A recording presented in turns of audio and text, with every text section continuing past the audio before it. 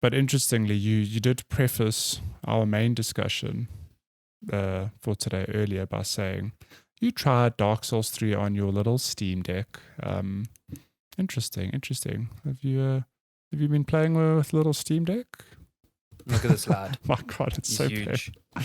It is so big. He's taken up the whole like frame of my camera, and the camera's like really struggling to focus because it's reflecting the camera back at it, which is real funny. Looks Look like at you that. have a Steam I'm Deck. making a mirror. You've got a Steam Deck head. Yeah. Yeah, I've been messing around with the Steam Deck for like probably like 3 weeks now, so close to a month. Yeah, you've had it for quite a while. Yeah, I've had it for quite a long time. It's good. I think by now, by the time you're listening to this, if you've been interested in the Steam Deck, you've probably read some reviews. Maybe you've read my review on GameSpot. Hope you did, because that review was like the fucking longest review I've ever written on that website. It was in your life, yeah. Yeah. But there's also some great reviews from, much larger tech sites like Linus Tech Tips, Games Nexus, The Verge has one up. And I was surprised to see such a divisive opinion of it. Mostly, okay. Yeah, coming down to software. I think I was a bit more forgiving on software just because of the rapidness at which Valve has been updating things. Like the Steam Deck, since I got it, has received like a system update maybe every day or every 2 days, fixing loads of things each time. I mean, to the point where Linus complained about a couple of software things that were then patched by Valve last night after the review embargo dropped. Okay. So that's the rapidness at which it's happening. And some people see that as like maybe it's launching a bit unfinished, and I don't disagree there. I think a lot of your games will not work on Linux as is right now, and the process for installing Windows is impossible right now because the graphics driver for the AMD chip for Windows doesn't exist yet or isn't released yet. And loading additional launches is a fucking pain in the ass. For me, it was impossible. Last weekend, I spent a good 8-9 hours messing around with terminal and Linux documentation and stuff too. And I had to factory reset the Steam Deck 3 times because I broke things in the process. Oh my God. And eventually I got EGS installed, and then it didn't launch. And now I was like, I'm going to throw this thing out the window. I gave up. It's hilarious though, is that now that it's sort of dripping into the wild, right? Because it's not freely available. It's weird. They're like, we launched, but their launch is basically like we've emailed the people who first pre-ordered, to pay for their order. So I don't know if they're going to get it within the next 2 or 3 weeks even. So, but the point I'm getting at is that there's going to be some person who'll do it and put together the easiest guide. Like, here's a 5-step 5-minute thing to do, and you go, it's going to happen. Like I even mentioned it in my review. I was just like, I struggled with this, but I'm pretty sure by the time you get your hands on it, there's going to be a foolproof method to do it.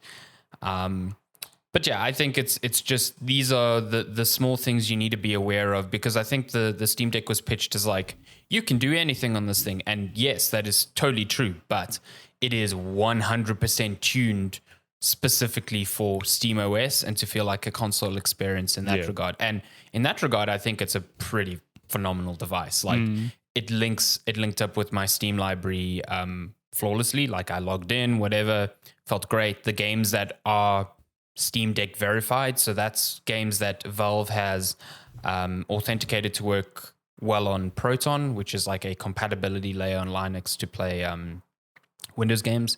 It works well, and they pass like certain quality checks, like the game just launches. It doesn't have like a in-between launcher that you have to interact with to get it running. It picks up the controller well, stuff like that. And then there's some games that are just labeled as playable, so that means that like they don't meet all those quality checks, but they're still playable on Proton. And then there's a bunch that are completely unplayable, so VR games are one of them. A lot of online games straight up don't work because of incompatibility with things like Easy Anti-Cheat and Battle Spy, all the anti-cheat software. Okay, sure.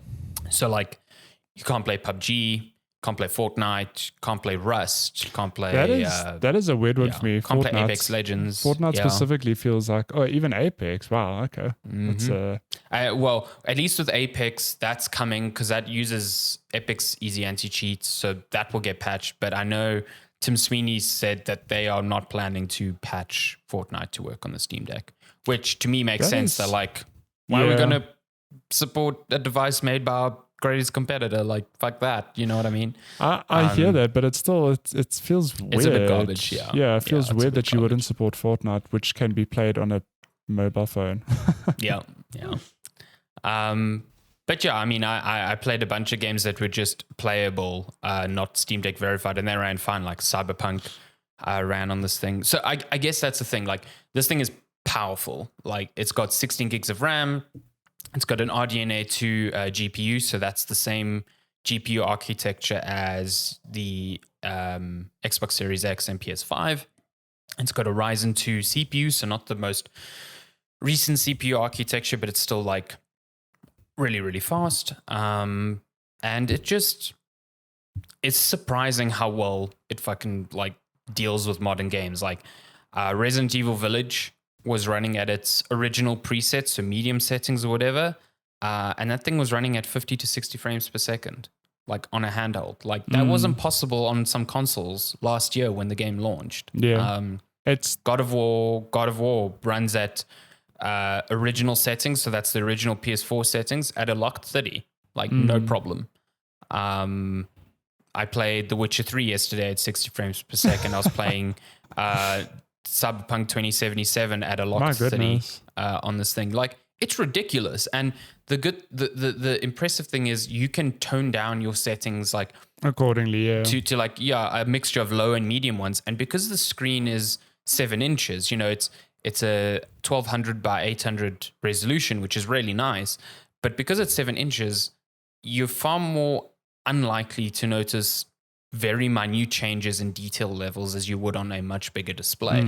So you can tone down like settings and games still look really, really good and then run really well, at the same time. Running these like very modern games though, it fucking punishes the battery. Like, if you're playing a God of War or Cyberpunk, this thing's not lasting more than 2 hours. Which, I mean, the Switch is the same. So the Switch is more than 2 hours. Like, look, it's not like Breath of the Wild gets like 3, maybe. Yeah, three, maybe 4. And the average game, I'd say maybe like 5-ish, 4, 5-ish. Yeah. But the reason I mean, you can get high. Like, I was playing Splunky 2, I was getting about 6 hours. Yeah. I played Celeste, I got about 8. So it's really dependent on the game that you play. The only reason I'm like gasping is purely because the Steam Deck is a big boy. It's it's super chunky.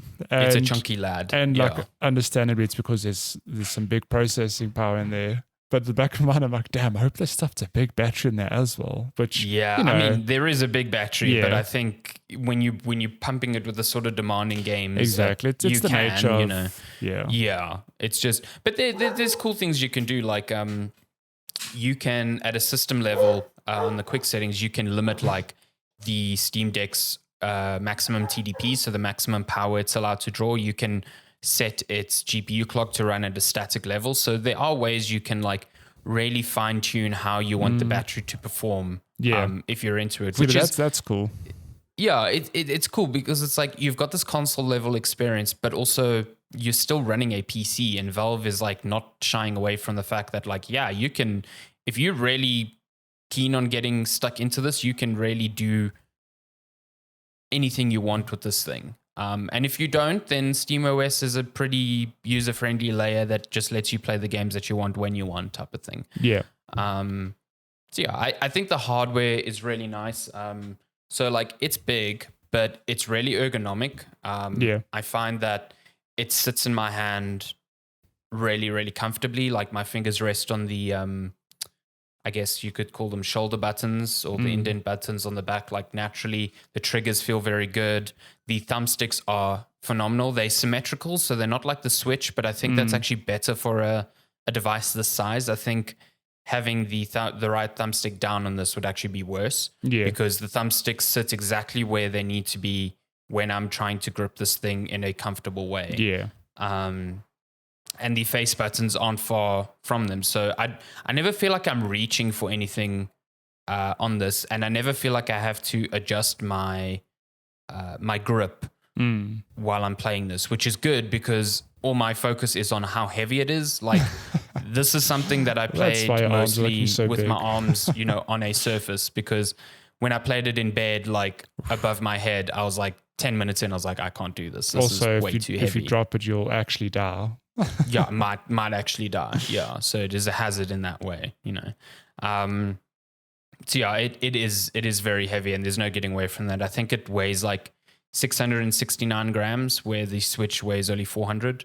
So it's a good like 30% more. Yeah, which OLED, makes a big difference. Yeah, the Switch Lite's obviously very light. Switch OLED still very portable, but heavier than you'd expect. So to have it heavier than that, yeah. No, it's very. The thing is, I find this more comfortable to use than a Switch because like the Switch is so flat. Exactly. Like it needs that like vice grip to actually get play on this. This is like claw grip. The sculpt at the back. The sculpt at the back is basically like they maybe looked at all the third-party covers that the Switch had and were like, oh, all of those are putting sort of like hand sculpts at the back, and that honestly makes the biggest difference. It just feels comfortable. I would love a Switch with this sort of sculpt, put it that way. Time to get that third-party cover. The screen's nice. The bezels are a bit thick, which is a bit disappointing. So you can actually see on the renders on the side, there's those black bars, especially on the sides. They're very thick. So that's disappointing. But the thumbsticks are so nice. Like the thumbsticks here are better than anything I've tried on the PS5, on the Xbox Series X controller, and they just feel very responsive. They full-size thumbsticks as well, so they're not like the Switch's mobile ones, so they're way more accurate and comfortable to use. And they've got these little like capacitive touch pads on top of each of them, so you can do really cool things in the software, like you can enable gyro-assisted aiming, which I quite like in first-person shooters, but you can set it so that the gyro aiming only kicks in when your finger is resting on the right stick, for example.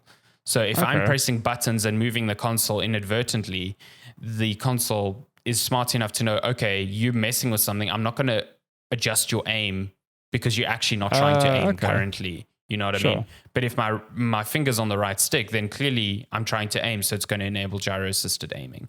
And those are like little creature comforts that I'm going to miss on like traditional consoles. And, I think Sony and Microsoft can learn a lot from the design of this thing. Interesting. It's great. I think it's a really, really powerful device. I don't think it's something that replaces your desktop gaming PC because it's nowhere near as powerful to do that. But if you've got a lot of Steam games, or you just want to dip your toes into PC gaming but don't want the fuss of having to deal with like building a PC and then like troubleshooting all the fucking issues with that, you can get this. It's like, yes, there are some growing pains because it's Linux and, not all your games are going to work off the bat, but I think I've seen enough to be confident that Valve is going to continue down this path. I don't think this is something they just abandon. So I'm pretty confident that you'll be happy if you have an order with them. Yeah. I think that for me is also one of the biggest draw cards. Like personally, I wouldn't buy the Steam Deck because like I've got the powerful PC, I've got the Switch for my indie stuff and my Nintendo stuff. But I think if I were to just splurge and treat myself, the fact that I could buy a portable device that just has my entire Steam library from the get-go, like that's really cool. And I was saying to one of my colleagues yesterday, the fact that I could, arguably play on my Steam, play Steam on my PC and then, go out somewhere or climb into bed and pick straight up where I left off. Like that's really, really cool. I mean, that's the big draw for me. I feel like, yes, the Steam Deck costs as much and in some cases more than a Switch, but I'm going to be using this a lot more than my Switch, I think. It's like, more versatile in that regard. I mean, even if you want to get into, some nitty-gritty stuff, Steam sales are way better than Nintendo sales. You can pick up some of the best games for like ludicrously cheap, whether it's a year or 5 years later, where That's the thing. If I look at the Switch now, how much does Breath of the Wild cost? Game's 5 years old, it's still nearly full price. Like, I love it to pieces, but that's not really, I don't see myself using my Switch outside of exclusives because like third-party games I'll buy on Steam because then I can play them on my desktop and on the Steam Deck. Yeah. Like, to me, it's a no-brainer, and they'll run better. Like, they straight up will. So like, the convenience factor for the Switch is always there, where I bought Hades on Switch instead of PC because I wanted it there. Now I can buy it on Steam, have it on desktop and there, have it saves, migrate seamlessly, and it will run at like a locked 60 while looking better on the Switch. So like, on the Steam Deck. Yeah. So yeah, it's, I don't think the Steam Deck is coming to eat Nintendo Switch's lunch, and I don't think Nintendo's going to be worried about the Steam Deck because I think they are ultimately operating on two different SKUs. But as someone who now owns both, I know which one I'm going to play with more. Yeah, I think there's a specific, if we were to draw a Venn diagram, there's the people in the middle like you who will lean more towards Steam Deck than Switch now, which is fun, But yeah, and I'm quite surprised by how affordable it is. Like, look, I know $529 or $649 isn't, it's more expensive than a PS5 and Xbox Series X, if you're going for the top end one. But the fact that it's basically a portable PC. It is.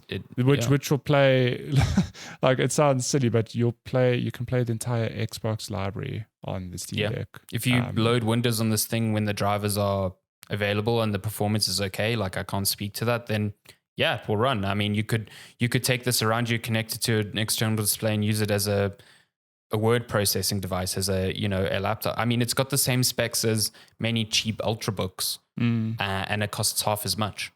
Yeah, which is, and its closest competitors like the Aya Neo, which have very similar specs or whatever, they cost like $1,300. So like Valve is making, they must be taking a huge fucking hit on the hardware costs of this thing, and hoping that people buy this and just buy more software, because it doesn't make sense for it to be this cheap for what it offers. No.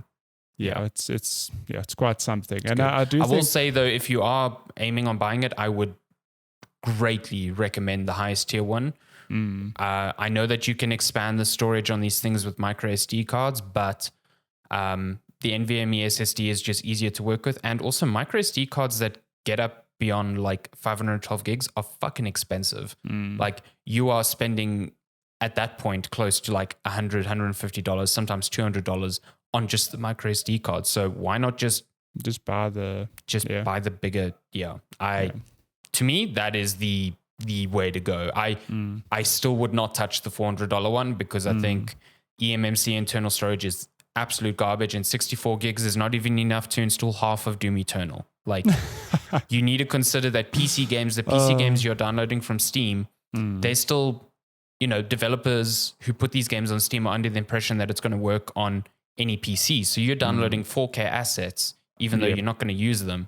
PC games are big, like huge, really big. So I would spend the extra $250 and get the much bigger and much faster memory. If you're going for the $400 one, for example, to play indie games, buy a Switch.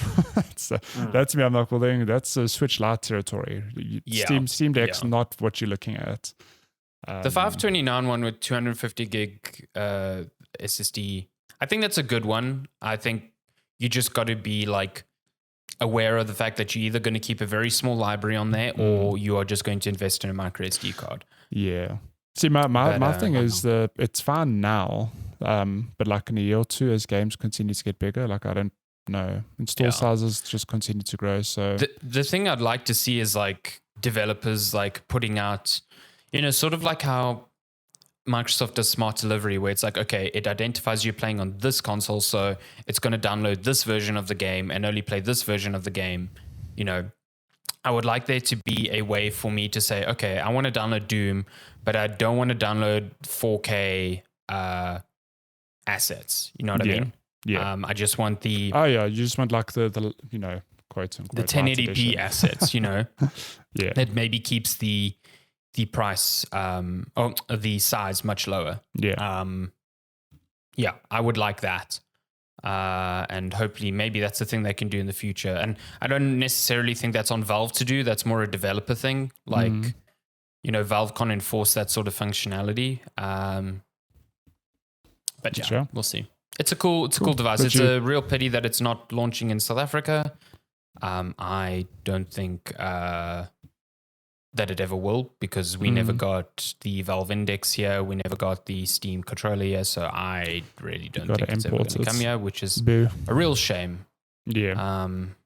But yeah, it's a cool device. If you are able to get it from overseas and you want it, then yeah. Make a plan. The only thing I'll say about the Steam Deck, from like my one question mark, is it is a portable, for lack of a better description, it's basically like a laptop in a handheld.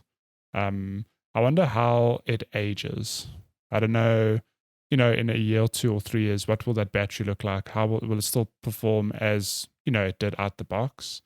Yeah, that's a good point. I don't know, because I've got a Switch now that's about 5 years old, and the fan's a little bit noisy, but still works like a charm. No issue. So, and in my experience, having used many a laptop in my lifetime, those things tend to age. Which is just, it's not trying to knock the Steam Deck, but I do wonder, what does it look like in 3 years? Yeah. If you're telling me the battery life now is 2 hours on God of War, like shit. in 3 to 4 years, I don't know, you're going to look at what, like an hour, if that's maybe. We'll see. But I'm glad Valve have done this. I think it's been quite a fruitful thing for them, and I think people will pick up a Steam Deck.